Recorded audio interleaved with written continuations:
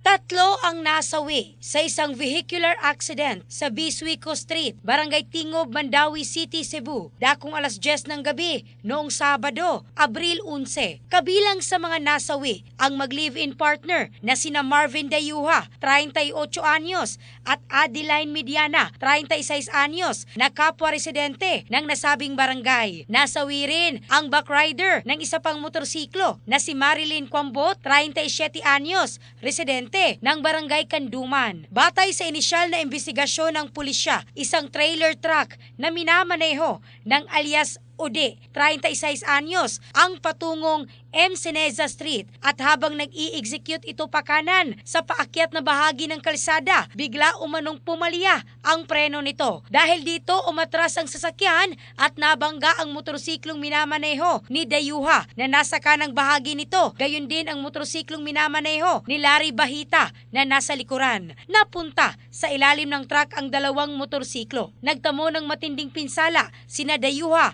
Mediana at si Kwambot. Agad silang isinugod sa ospital, ngunit binawian ng buhay kalaunan. Samantala, nakatalon si Bahita kaya't hindi siya nagtamo ng matinding pinsala. Naulila ng mag-live-in partner ang kanilang 7 anak. Sa panayam ng Brigada News FM Cebu, sa isa sa mga anak ng mag-live-in, sinabi nito na sinundo umano ng kanyang ama ang kanyang ina mula sa trabaho nang mangyari ang insidente. Napag-alaman ding malapit na sana ang mga ito sa kanilang tahanan. Umaasa ang mga naulilang anak na patuloy silang gagabayan ng kanilang mga magulang. Nasa kustudiya na ng pulisya ang driver ng truck habang patuloy ang investigasyon sa insidente. In the heart of changing lives, ako si Michelle Craste ng Brigada News Philippines, the Music and News Authority.